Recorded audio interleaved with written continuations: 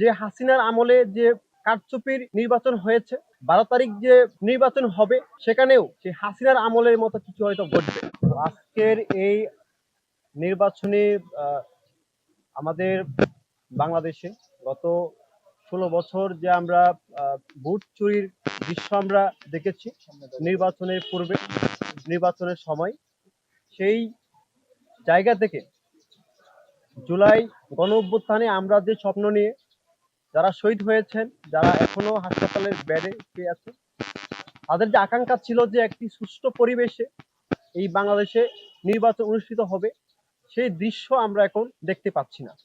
আমরা শঙ্কা করছি যে হাসিনার আমলে যে কারচুপির নির্বাচন হয়েছে, আমরা বর্তমান যে সার্বিক পরিস্থিতি আমাদেরকে জানিয়ে দেয়, আমাদেরকে বলে দেয় যে আগামী যে 12 তারিখ যে নির্বাচন হবে সেখানেও সেই হাসিনার আমলের মতো কিছু হয়তো ঘটবে। আমরা দেখেছি নির্বাচনকে সামনে রেখে বিভিন্ন আসনে সহিংসতা ঘটছে, হত্যাকাণ্ড হয়েছে।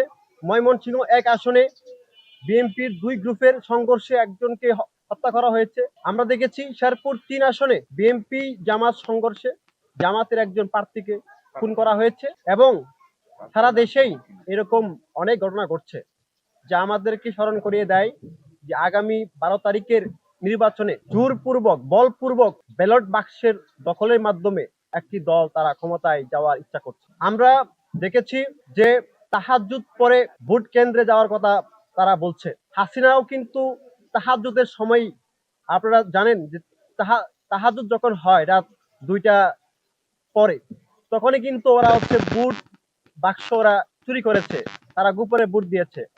আমরা বলতে চাই যে তাহাজ্জুদ মানেই একটা শঙ্কার জায়গা।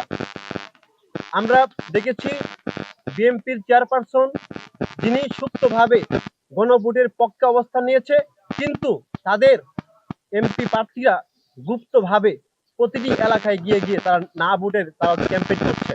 পটুয়াখালী বাউফলে বিএনপির এমপি প্রার্থী তিনি প্রকাশ্যে গণভোটের বিরুদ্ধে অবস্থান নিয়েছে। তো একটি দলের চেয়ারপারসন সুপ্ত, কিন্তু ওনার দলের যারা এমপি প্রার্থী রয়েছে, কর্মী রয়েছে, ওনারা গুপ্তভাবে না ভোটে ক্যাম্পেইন চালাচ্ছে। এটি একই সাথে জুলাই গণঅভ্যুত্থানের সাথে গাদ্দারি।